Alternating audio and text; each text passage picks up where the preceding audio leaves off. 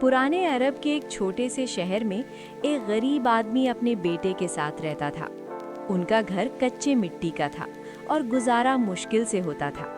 बाप रोज मजदूरी करता और बेटा उसके साथ चलता। लड़का बहुत शरीफ और फर्माबरदार था। बाप हमेशा कहता, बेटा, गुर्बत बुरी नहीं होती, बुरा इंसान होना बुरी बात होती है।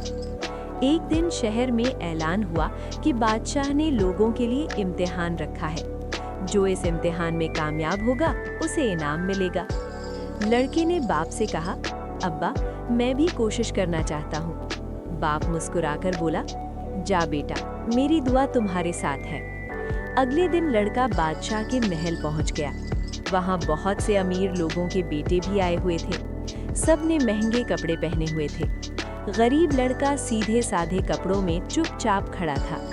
बादशाह ने सबको एक काम दिया। इस शहर के बाहर जंगल में एक बुजुर्ग आदमी रहता है। जो उसकी सबसे ज्यादा मदद करेगा वो ही कामयाब होगा। सब लड़के फौरन जंगल की तरफ दौड़ पड़े। गरीब लड़का आराम से चल रहा था।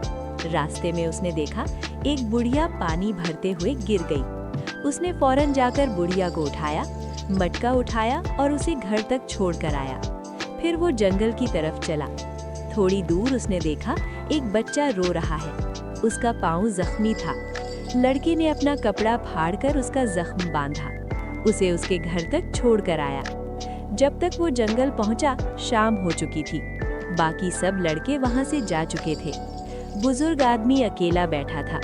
लड़के ने जाकर अदब से सलाम किया। बुजुर्ग ने पूछा, तुम देर से क्यों आए? लड़के ने सच सच बता दिया। बुजुर्ग की आंखों में आंसू आ गए। वो असल में बादशाह ही था जो भेष बदल कर बैठा था। बादशाह ने कहा, तुमने मेरी नहीं, अल्लाह के बंदों की मदद की है। अगले दिन महल में सबको बुलाया गया।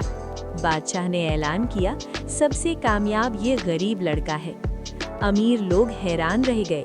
बादशाह ने कहा, इसने सबसे ज्यादा इंसानियत दिखाई है।